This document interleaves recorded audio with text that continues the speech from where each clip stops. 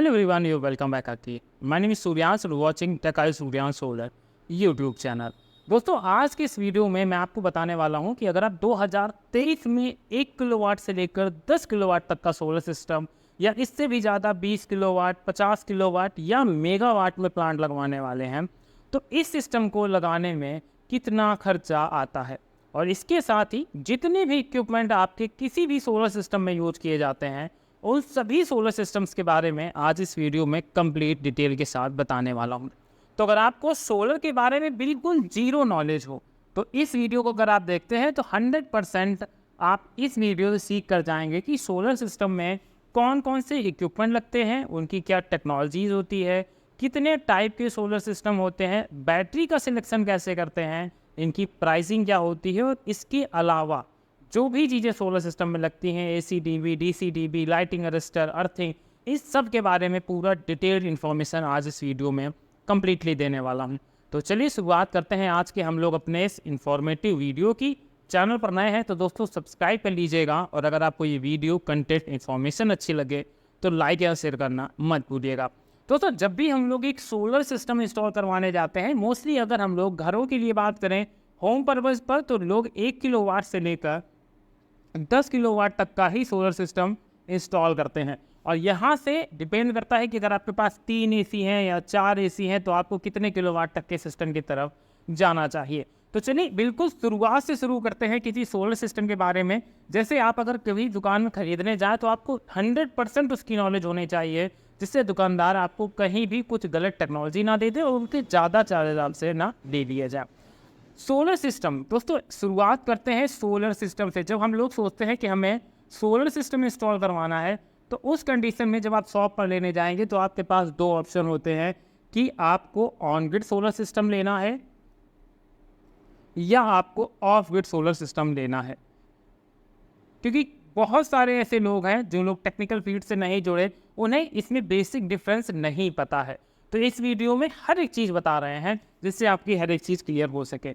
दोस्तों जो हमारे घर पे नॉर्मल सिस्टम लगे होते हैं, जिन सिस्टम्स के अंदर बैटरियां इंस्टॉल होती हैं, उस सिस्टम को हम लोग ऑफ ग्रिड सिस्टम कहते हैं और जिसमें हमारी बैटरीज इंस्टॉल नहीं की जाती हैं। तो ये तो एक बेसिक और सबसे इम्पॉर्टेंट डिफरेंस है कि जिसमें बैटरी ना लगी हो वो ऑन ग्रिड हो गए, जिसमें बैटरी लगी हो वो ऑफ ग्रिड सिस्टम हो गया। अब हम इस वीडियो में दोनों सिस्टम्स के बारे में बात करेंगे। पहले बात करते हैं एक ऑफ ग्रिड सिस्टम के बारे में कि इसकी प्राइसिंग कैलकुलेशन कैसे होती है और यहाँ पर जो सोलर पैनल की टेक्नोलॉजी यूज़ की जाती है वो कितने टाइप की टेक्नोलॉजी देखने को मिलती है। पर सबसे पहले हम लोग देख लेते हैं कि एक हमारे सोलर सिस्टम में क्या क्या प्रोडक्ट लगाए जाते हैं, किन किन चीज़ों से हमारा ये सोलर सिस्टम बनकर तैयार होता है। नंबर 1 पर आता है सोलर पैनल या हम लोग इसे सोलर मॉड्यूल भी कहते हैं। नंबर 1 पर सोलर पैनल। नंबर 2 पर ज़रूरी होता है इन्वर्टर जो हमारा सोलर सिस्टम का ब्रेन भी कह सकते हैं। नंबर 3 पर आती है बैटरी। अगर ऑफ ग्रिड सिस्टम है तो हमें इसमें बैटरी इंस्टॉल करनी पड़ती हैं। ये 3 मेन इंपॉर्टेंट कंपोनेंट है जो हमें 100% ही लगाने हैं अपने सोलर सिस्टम में। इसके अलावा जो अदर खर्चे आते हैं वो आता है ACDB box, DCDB box, lighting arrester, इसके साथ earthing, MC4 connector, wire, labour. तो आपको एक सिस्टम लगाने के लिए इतने चीज़ों की रिक्वायरमेंट पड़ेगी। आप 1 किलोवाट का सिस्टम लगवाएं या आप एक 10 किलोवाट का सिस्टम लगवाएं। अब एक एक करके यहीं से हम लोग लेकर चलते हैं कि हमें किसी भी सोलर में लगवाने के लिए जो पैनल टेक्नोलॉजी है कितने टाइप की मार्केट में अवेलेबल है और उसकी प्राइस रेटिंग हमें क्या देखने को मिलने वाली है। पहले इसको इरेज कर लेते हैं एक बार हम लोग। दोस्तों मार्केट में आजकल डेट में आपको पॉली पैनल की टेक्नोलॉजी मिलती है जो सबसे पुरानी और सबसे ज़्यादा एक तरीके से मान सकते हैं लंबे समय से यूज होती हुई टेक्नोलॉजी आ रही है। इस टेक्नोलॉजी में आपको ब्लू कलर का सेल देखने को मिलता है। आप ये पॉली पैनल भी देख सकते हैं। ये ब्लू सेल आपका जो पैनल होता है इसमें आपको मैक्सिमम साइज 330 और 335 वाट तक देखने को मिल जाते हैं। ये पैनल सबसे सस्ता होता है। इसकी प्राइसिंग 28 रुपये से लेकर 30 रुपये पर वाट तक मिलती है। अगर आप 1 किलोवाट का पॉली पैनल इंस्टॉल कराते हैं तो इसके लिए आपको 28,000 से लेकर 30,000 रुपये तक पेड करने पड़ते हैं। ये तो हो गई इनकी प्राइसिंग। अब इम्पोर्टेंट आता है जब हम लोग सोलर सिस्टम लगवाते हैं तो इक्विपमेंट चलाने के लिए। तो इससे अगर हम लोग यूनिट जनरेशन की बात करें तो ऑन एवरेज 4 से लेकर 4.5 यूनिट की पर डे की जनरेशन देखने को मिलती है। अगर आप एक सस्ता सोलर सिस्टम लगवाना चाहते हैं तो डेफिनेटली आप पॉलीक्रिस्टलाइन पैनल की तरफ जा सकते हैं। इसके बाद जो दूसरे नंबर पर पैनल की टेक्नोलॉजी आती है वो मोनो टेक्नोलॉजी आती है। मोनो टेक्नोलॉजी में आपको ब्लैक कलर का सेल देखने को मिलता है और ये पैनल भी आपको 380 वाट तक देखने को मिल जाते हैं और 400 वाट तक के पैनल भी आज की डेट में मोनो पैनल उपलब्ध हैं। मोनो पैनल पॉली से थोड़ी सी एडवांस टेक्नोलॉजी है और इस टेक्नोलॉजी में एक एडवांटेज मिलता है कि अगर आपका वेदर बहुत ख़राब है तो उस वेदर में आपको ये थोड़ी सी मतलब माइनर सी 300 से लेकर 400 वाट तक का एक्स्ट्रा प्रोडक्शन देने का काम कर सकती है। इससे ज़्यादा यहाँ पर डिफरेंस नहीं देखने को मिलता है, क्योंकि मोनो पैनल जब बेचे जाते हैं तो उनके साथ बताया जाता है कि कैसा भी वेदर ख़राब हो ये पैनल आपके परफॉर्म करेंगे, पर एक्चुअल में ये बिल्कुल भी सच नहीं है। मोनो पैनल आपको 380 वाट से लेकर 400 वाट तक मिल जाते हैं। इसका प्राइस मार्केट में आपको 30 रुपये से लेकर 32 रुपये पर वाट तक पड़ता है। मतलब अगर 1 किलोवाट का पैनल लेते हैं तो आपको 32,000 रुपये का ये मोनो पैनल पड़ने वाला है। अब क्वेश्चन आएगा कि यहाँ पर हमें 2000 का जो डिफरेंस देखने को मिला उससे हमें इसमें कुछ बेनिफिट मिलेगा या नहीं मिलेगा। तो उसका बेनिफिट आपको यूनिट जनरेशन में देखने को मिल जाता है। जहाँ हमारा पॉली पैनल 4 से 4.5 यूनिट की जनरेशन करता है, वहीं मोनो पैनल 4.5 से लेकर 5 यूनिट तक की जनरेशन करता है। पर मार्केट में मोनो पैनल की डिमांड सबसे कम है आज की डेट में, क्योंकि ये का प्राइस भी हाई है और उसके साथ ही उस लेवल की प्रोडक्शन आपको देखने को नहीं मिलती है। पर इसकी जगह एक एडवांस टेक्नोलॉजी का पैनल आपको देखने को मिल जाता है जिसको हाफ कट पैनल कहा जाता है। हाफ कट पैनल का साइज आपको 2 बाई 1 मीटर का देखने को मिलता है और यहाँ पर आपको हाफ कट पैनल में हाफ कट सेल्स दिखती है और ये 2 पार्ट में आपका पैनल डिवाइड देखने को मिलता है। एक्चुअल में देखा जाए तो ये 2 ही पैनल होते हैं, पर इनको एक साथ जोड़ दिया गया है और इस पैनल को एक बना दिया गया है। इसको हाफ कट पैनल बोलते हैं। हाफ कट पैनल का प्राइस मार्केट में 32 रुपये से लेकर 35 रुपये पर वाट तक पड़ता है। अगर आप ज़्यादा क्वांटिटी में पैनल लेते हैं तो डेफिनेटली यहाँ पर आपको 32 रुपये का रेट भी मिल जाता है। पर अगर आपकी क्वांटिटी कम है, 1 किलोवाट लेना है, 2 किलोवाट लेना है, तो हाफ कट पैनल आपको 35 रुपये तक पड़ता है। इस पैनल का प्राइस आपको 35,000 रुपये 1 किलोवाट के पैनल का प्राइस पड़ने वाला है। और यहाँ पर आपको प्राइस का जो डिफरेंस है उससे आपके यूनिट का हायर लेवल देखने को मिल जाता है। मतलब 5 से लेकर 5.5 यूनिट तक की जनरेशन आपको हाफ कट पैनल में देखने को मिल जाती है। और मैं मोस्टली जो पैनल सजेस्ट करता हूँ वो हाफ कट पैनल ही होता है, क्योंकि इसका प्राइस भी सही है और उस हिसाब से इसका आउटपुट भी काफ़ी अच्छा देखने को मिलता है। और इसके बाद मार्केट में आपको एक पैनल और देखने को मिल जाता है जिस पैनल को बाईफेशियल पैनल कहते हैं। मोस्टली आज की डेट में इंडिया में सारी टेक्नोलॉजीज़ के पैनल बनाए जा रहे हैं। मतलब आपको हर पैनल पर मेड इन इंडिया देखने को मिल जाएगा। तो अब वो दौर पीछे काफ़ी छूट गया है जब हम लोग चाइना से चीज़ें काफ़ी इंपोर्ट करते थे और सिर्फ यहाँ पर 5 से 10% काम होता था। पर अब भारत के अंदर 60 से 70% पैनल पर काम होता है। कुछ इक्विपमेंट हैं जो बाहर से मंगाए जाते हैं, पर ओरिजिनली अगर देखा जाए तो अब इसे हम कह सकते हैं कि ये पैनल हमारे मेड इन इंडिया पैनल ही हैं। अब बाईफेशियल पैनल में क्या होता है? बाईफेशियल पैनल एक सिंगल पैनल होता है। हाफ कट में भी आपको बाईफेशियल पैनल मिल जाएगा और आपको बाईफेशियल पैनल भी मिल जाने वाला है। तो मतलब बाईफेशियल सिंगल पैनल और हाफ कट पैनल में कुछ खास डिफरेंस नहीं होते, बस पैनल साइज का डिफरेंस आपको देखने को मिलता है। बाईफेशियल पैनल दोनों तरफ से एनर्जी प्रोड्यूस करता है, तो इस वजह से इस पैनल में आपको 540 वाट तक का पैनल देखने को मिल जाता है। और ये पैनल आज की डेट में सबसे ज़्यादा लेटेस्ट टेक्नोलॉजी के पैनल माने जाते हैं। इनका प्राइस आपको 38 रुपये से लेकर 40 रुपये पर वाट तक देखने को मिलता है। और यहाँ पर इससे जो आपको यूनिट जनरेशन देखने को मिलने वाली है वो भी आपको करीब 5.5 से लेकर 6 यूनिट तक की जनरेशन ही देखने को मिलती है। इस वजह से मैं सजेस्ट करता हूँ कि अगर आप बाईफेशियल पैनल ले रहे हैं तो उससे अच्छा अगर आप हाफ कट पैनल लेंगे तो ये पैनल आपको सस्ता भी पड़ेगा और यहाँ पर आपको प्रोडक्शन भी काफ़ी अच्छा देखने को मिल जाता है। तो यहाँ पर ओवरऑल बात हो गई पैनल्स के बारे में कि जितने पैनल आपको लगाने हैं उस हिसाब से आप यहाँ पर पैनल का सिलेक्शन कर सकते हैं। पर मेरी रिकमेंडेशन में आप पॉली पैनल की तरफ जा सकते हैं या आप हाफ कट पैनल की तरफ जा सकते हैं। पहला पैनल का पार्ट तो कंप्लीट हो गया। आई थिंक आपको हर एक चीज़ इसमें क्लियर हो गई होगी। अब दूसरा इंपॉर्टेंट चीज़ आता है किसी भी सोलर पैनल में एक इन्वर्टर। इन्वर्टर भी आपको मार्केट में आज की डेट में दो टेक्नोलॉजी के देखने को मिल जाते हैं। पहली टेक्नोलॉजी आती है PWM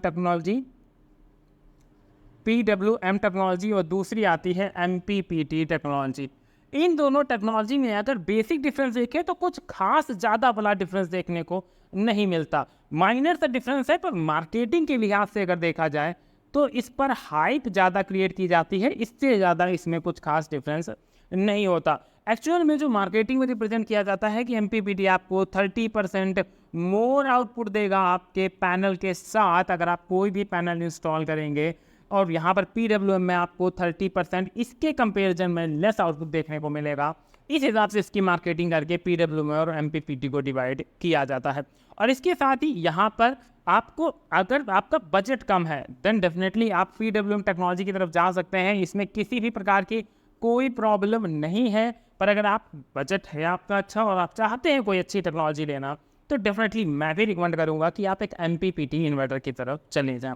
PWM जब हम लोग इन्वर्टर परचेज करते हैं तो इनमें क्या होता है, जैसे मान लीजिए हम लोग 1000 VE का इन्वर्टर ले रहे हैं, तो मोस्टली PWM टेक्नोलॉजी के अंदर जो पैनल सपोर्ट होते हैं, पैनल सपोर्ट होता है, जो पैनल इंस्टॉल करते हैं 1000 वाट में 500 या 600 या 800 वाट तक का ही पैनल सपोर्ट देखने को मिलता है। पर आज की डेट में तो MPPT ऐसे भी आ गए हैं जिनमें अगर आप 2.5 kVA का एक MPPT इन्वर्टर लेते हैं तो इसमें आप 3 किलोवाट तक के भी पैनल इंस्टॉल कर सकते हैं। पर मोस्टली जो आपको बजट फ्रेंडली इन्वर्टर मिलेंगे उनमें आपके 2500 वाट के तो डेफिनेटली पैनल इंस्टॉल हो जाने वाले हैं। ऐसे में MPPT की तरफ अगर आप जाते हैं और आपका पैनल लगाने की ज़्यादा नीड है, मतलब आपका दिन में भी अच्छा खासा लोड चलता है और रात में भी आप चाहते हैं बैटरी अच्छे से चार्ज कर सकें, तो डेफिनेटली आपको MPPT की तरफ ही जाना चाहिए। ये तो हो गए वो बेसिक डिफरेंस जो आपको MPPT और PWM में देखने को मिलते हैं। तो इसके जो मेन डिफरेंस निकल कर आए हैं कि PWM इन्वर्टर और MPPT इन्वर्टर में, तो पहला, इसमें आपको लो पैनल सपोर्ट देखने को मिलता है। दूसरा होता है कि 30% इफ़िशियंसी रिड्यूस होती है कंपेयर टू MPPT। तीसरे नंबर की इंपॉर्टेंट चीज़ है, ये थोड़ी सी ओल्ड टेक्नोलॉजी है और बस यही वो रीज़न है जिनकी वजह से MPPT से ज़्यादा प्रेफर किया जाता है, PWM से ज़्यादा प्रेफर किया जाता है MPPT में, क्योंकि इसमें आपको हाई पैनल सपोर्ट देखने को मिल जाते हैं। इसके साथ ही 30% ज़्यादा पावर देखने को मिलती है MPPT पर आपको। और दूसरी चीज़, VOC आपको काफ़ी अच्छी खासी मिलती है, क्योंकि हर पैनल की एक VOC होती है कि मान लीजिए आपकी 9049 VOC है, पर PWM के साथ क्या है कि यहाँ पर VOC की रेंज आपको 22 और 25 तक ही देखने को मिलती है। तो यहाँ पर कई बार ऐसा हो जाता है कि आपने अगर PWM टेक्नोलॉजी का इन्वर्टर लगवाया है तो आपको छोटे पैनल्स की तरफ जाना पड़ता है। पर अगर आप एक बार MPPT लगवा लेते हैं तो मार्केट में अभी ये मानिएगा कि 5 से लेकर 10 साल तक जितने भी पैनल आने वाले हैं वो इसी MPPT की VOC की रेंज के आने वाले हैं। तो अगर इन फ्यूचर आप अपग्रेड करना चाह रहे हैं, सिस्टम बड़े पैनल लगाना चाह रहे हैं, तो आपको MPPT की तरफ जाना चाहिए।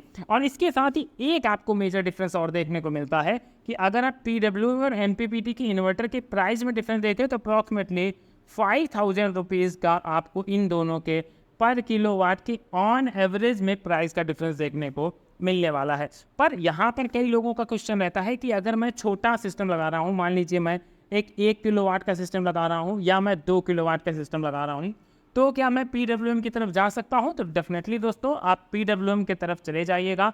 इसमें किसी भी प्रकार की कोई प्रॉब्लम आपको नहीं फेस करनी पड़ेगी। बट अगर आपका सिस्टम 2 किलोवाट से ज़्यादा बड़ा होने वाला है तो डेफिनेटली आपको आज की डेट में MPPT की तरफ जाना चाहिए।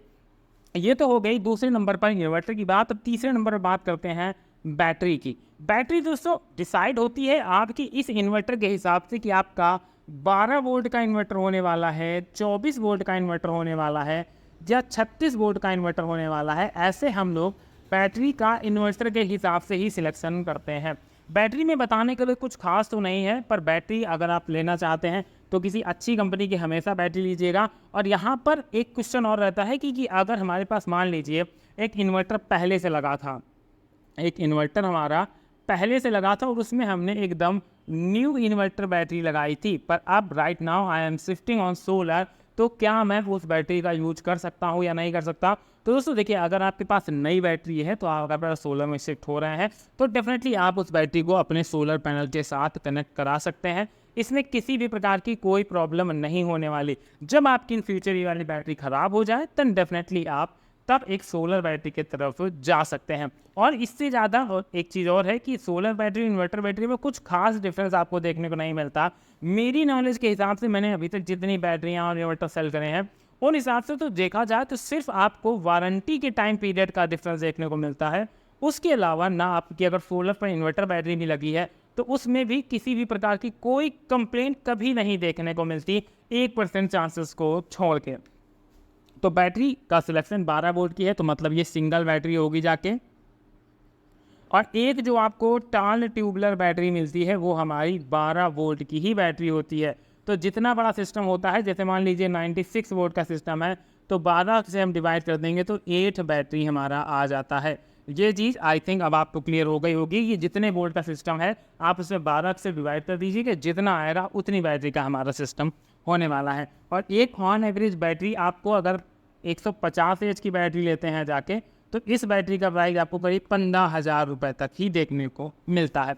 अब ये 3 इंपॉर्टेंट चीज़ें हो गई जो हमें अपने सोलर सिस्टम पर इंस्टॉल करनी पड़ती हैं। अब इसके बाद बात आती है कुछ अदर खर्चों के बारे में जिसको हमें इंस्टॉल करने की ज़रूरत पड़ती है। इसमें सबसे पहले देखिए मैं आपको एक डायग्राम बनाकर समझा देता हूँ कि अब जो भी चीज़ें हैं वो आपको डायग्राम की मदद से समझ आ जाने वाली हैं। ये दोस्तों हमारे सोलर पैनल है। हमने ये सोलर पैनल है, ये हमारा इन्वर्टर है एंड ये हमारी बैटरियां हैं। अब यहाँ पर जो जो इक्विपमेंट लगने वाला है उन सभी के इक्विपमेंट के बारे में हम लोग एक बार समझ लेते हैं। दोस्तों देखिए, सोलर पैनल से जो हमारा आउटपुट निकल कर आता है वो आउटपुट निकल कर आता है डीसी में। तो डीसी में सोलर पैनल का यहाँ पर जो आउटपुट होगा उसको लेंगे हम डीसी डीवी बॉक्स के अंदर। इसमें आपके एमसीवीज लगी होती हैं, तो जैसे आपके सोलर से जो करंट आता है वो उसको हम लोग डीसी डीवी से कनेक्ट करते हैं और इस डीसी डीवी से वायर हमारे जाते हैं इन्वर्टर के अंदर। और ये हमारे एक प्रोटेक्टर का काम हमेशा करता है, जिससे अगर मान लीजिए कोई प्रॉब्लम होती है, शॉर्ट सर्किट होता है या डिफरेंट टाइप्स की कोई भी प्रॉब्लम होती है, इन दैट कंडीशन हमें डीसी डीवी बॉक्स काफ़ी ज़्यादा हेल्प करता है। इसके साथ ही सोलर में एक बहुत ही इंपॉर्टेंट चीज़ लगाई जाती है जो होती है हमारे लाइटिंग अरेस्टर। लाइटिंग अरेस्टर लगाया जाता है जब आकाशीय बिजली गिरती है तो सोलर पैनल की तरफ आकाशीय बिजली के अट्रैक्ट होने के काफ़ी ज़्यादा चांसेस होते हैं। ऐसी कंडीशन में लाइटिंग अरेस्टर, अर्थिंग, इन सभी चीज़ों का MC4 कनेक्टर, वायर, इन सभी चीज़ों का यूज किया जाता है। तो अगर आपका सिस्टम 1 से 2 किलोवाट तक का है और आप चाहते हैं कि आपका बजट इतना बड़ा नहीं है कि आप ACDB, DCDB, लाइटिंग अरेस्टर जैसी चीज़ें लगाएं, तो क्या ये 100% रिकमेंडेड है या नहीं है? तो दोस्तों अगर सेफ्टी के हिसाब से देखा जाए तो आप अगर 2 भी सोलर पैनल लगा रहे हैं तो भी आपको एक लाइटिंग अरेस्टर ज़रूर लगाना चाहिए। पर अगर आपका बजट नहीं है अभी तो डेफिनेटली आप लाइटिंग अरेस्टर अगर ना भी लगाएं तो आपको कोई भी दिक्कत नहीं होने वाली। और यहाँ पर जो इन्वर्टर से सप्लाई जाती है सोलर पैनल के थ्रू, वो हमारी बैटरियाँ इससे चार्ज होती हैं और हम लोग इसी बैटरी का यूज अपने घर की इलेक्ट्रिसिटी के रूप में करते हैं, जिससे हम अपने घर के सारे लोड्स को रन करा सकते हैं। तो दोस्तों ये तो हो गया हमारा ऑफ ग्रिड सिस्टम, जिसमें हमारी बैटरी और हर एक चीज़ जो भी थी मैंने आपको इस वीडियो के माध्यम से क्लियर की। ओवरऑल कंक्लूजन हमारा ये निकल कर आया कि ऑफ ग्रिड सिस्टम के अंदर हम लोग सोलर पैनल में इन्वर्टर के माध्यम से बैटरियों को चार्ज करते हैं, उन बैटरियों से अपने घर के लोड को रन कराते हैं और यही सिस्टम हमारा ऑफ ग्रिड सोलर सिस्टम कहलाता है। इसमें किसी भी टाइप की किसी भी अदर आपको इलेक्ट्रिसिटी की नीड नहीं होती। पर दूसरे नंबर पर जो इम्पोर्टेंट चीज़ आती है वो आती है हमारा on grid system. On grid system दोस्तों एकदम डिफरेंट सिस्टम नहीं होता है, सेम सिस्टम होता है, बट इसमें जो हमारे सोलर पैनल लगे होते हैं, सोलर पैनल से जो करंट जाता है वो जाता है हमारे इन्वर्टर में और ये हमारा एक ऑन ग्रिड इन्वर्टर होता है। ये इन्वर्टर हमारा इलेक्ट्रिसिटी के साथ कनेक्टेड रहता है और जो सोलर पैनल इलेक्ट्रिसिटी बनाते हैं इस इन्वर्टर में आता है और नेट मीटर इस यहाँ पर और लगा होता है। तो जिस टाइम हम लोग इलेक्ट्रिसिटी यूज़ नहीं कर रहे, मान लीजिए इसी यहाँ से हमारा इससे वायर निकल कर आते हैं कनेक्टर, जिससे हम लोग अपने जो घर है उसकी लाइट को यूज करते हैं। तो जब हम लोग इलेक्ट्रिसिटी को यूज नहीं कर रहे होते उस कंडीशन में इस ऑन ग्रिड सिस्टम के हेल्प से ये इलेक्ट्रिसिटी हमारी चली जाती है ग्रिड कनेक्शन के पास और वहाँ से जब हमें ज़रूरत होती है तो हम उस ग्रिड कनेक्शन से इस एनर्जी को यूज कर सकते हैं। इसका सीधा सीधा फंडा है कि मान लीजिए आपने 1 किलोवाट तक का सिस्टम इंस्टॉल किया है जो हमें मान लीजिए 4 यूनिट तक की जनरेशन करके देता है। तो अगर हम 4 यूनिट की जनरेशन कर रहे हैं और हमारा पर डे का जो पावर कंजप्शन है वो 3 यूनिट पर डे का है, मतलब 1 यूनिट हम सरप्लस इलेक्ट्रिसिटी बना रहे हैं, तो उस इलेक्ट्रिसिटी को हम लोग यूज नहीं कर रहे क्योंकि यहाँ पर कोई भी बैटरी इंस्टॉल नहीं है, और बैटरी ना इंस्टॉल होने की वजह से ये जो इलेक्ट्रिसिटी है वो हमारी किसी भी यूज की नहीं है। तो वो इलेक्ट्रिसिटी हमारे इस ऑन ग्रिड इन्वर्टर के हेल्प से ग्रिड में जा रही है। और मान लीजिए किसी दिन हमें 5 यूनिट 6 यूनिट की यूनिट की उपयोग करना है, तो उस कंडीशन में जितनी हमने ग्रिड को इलेक्ट्रिसिटी दी थी उतनी इलेक्ट्रिसिटी अगर हम लोग कंजप्शन कर लेते हैं, मतलब x = y हो जाता है, देन हमारा जो बिजली का बिल है वो हमारा 0 हो जाता है। अब ये तो हो गए वो दोनों सिस्टम जो ऑन ग्रिड और ऑफ ग्रिड सिस्टम होते हैं। अब आखिरी में हम लोग ये बात करेंगे कि हमें एक्चुअल में कौन सा सिस्टम लेना चाहिए, कौन सा सिस्टम हमारे लिए सबसे ज़्यादा बेस्ट रहता है। दोस्तों, ऑन ग्रिड और ऑफ ग्रिड सिस्टम का सिलेक्शन करने का सबसे बढ़िया तरीका है आपको ये मेजर करना है कि आपके घर पर जहाँ से आप रहते हैं, जहाँ से बिलोंग करते हैं, वहाँ इलेक्ट्रिसिटी का ड्यूरेशन कितना है।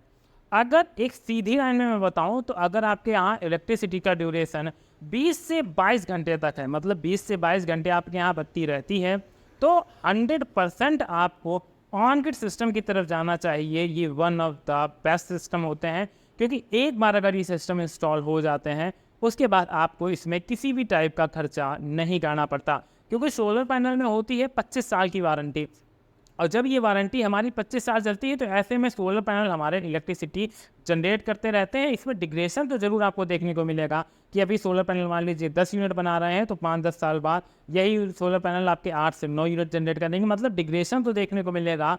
पर ऑफ ग्रिड सिस्टम की तरह जिसमें हमें बैटरियाँ इंस्टॉल करनी पड़ती हैं, उस सिस्टम की तरह में हर 4-5 साल में अगर 4 बैटरी लगी है तो 50 से 60 हज़ार रुपये नहीं खर्च करना पड़ेगा। तो ऐसे में अगर आप चाहें आपके यहाँ इलेक्ट्रिसिटी 20 से 22 घंटे रहती है तो डेफिनेटली रिकमेंडेड रहता है कि आप ऑन ग्रिड सिस्टम की तरफ जाएं।